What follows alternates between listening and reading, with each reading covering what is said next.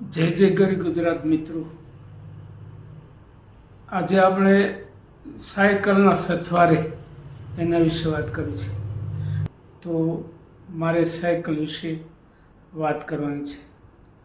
મિત્રો, સાયકલ એ આપણું હાથવગું સાધન છે અને સસ્તા દરે જે વાહન આપણને ઉપલબ્ધ છે. વર્ષો પહેલાં આપણે ભાડે સાયકલ ફેરવતા હતા. 1 કલાકનો રૂપિયો કે 25 પૈસાની અડધો કલાક, એ દિવસો પણ આપણે યાદ કરવા જેવા છે. મિત્રો, આપણને સાયકલ ખૂબ જ ઉપયોગી વસ્તુ છે. આપણા આરોગ્ય માટે પણ આપણે સાયકલ ચલાવવી જોઈએ અને દરેક ઘરમાં એક સાયકલ હોવી જોઈએ જેનો સતત ઉપયોગ થાય. આજ વસ્તુ એ બની છે કે સામાન્ય વસ્તુ ખરીદી માટે 2 મિનિટનો રસ્તો હોય તો પણ મોટરસાઇકલ લઈ અને આપણા બાળકો છે તો આપણે પણ વસ્તુ ખરીદવા જઈએ છીએ. આવું નહીં. પર્યાવરણની રક્ષા માટે પણ આપણે સાયકલનો ઉપયોગ સતત વધારીએ. આપણી કસરત માટે પણ આપણે સાયકલનો સતત ઉપયોગ કરીએ. ઘરની અંદર એક સાયકલ રાખીએ જેથી કરી હાથવગું પરિવહનનું જે સાધન છે એ સાયકલ છે એનો મહત્તમ ઉપયોગ કરીએ. દુનિયાના ઘણા બધા દેશો એવા છે કે સાયકલ એ એમને શિરમોર ગણે છે.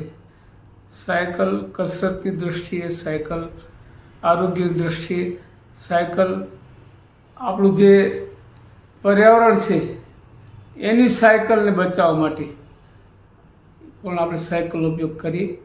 મિત્રો, કાલે સાયકલ દિવસ હોય, આપણે એક સંકલ્પ કરીએ કે કોઈ પણ પ્રકારનું પર્યાવરણ નુકસાન નથી કરતું, કોઈ પણ પ્રકારનું અંદર ડીઝલ, પેટ્રોલ કે કોઈ પણ વસ્તુની જરૂર નથી.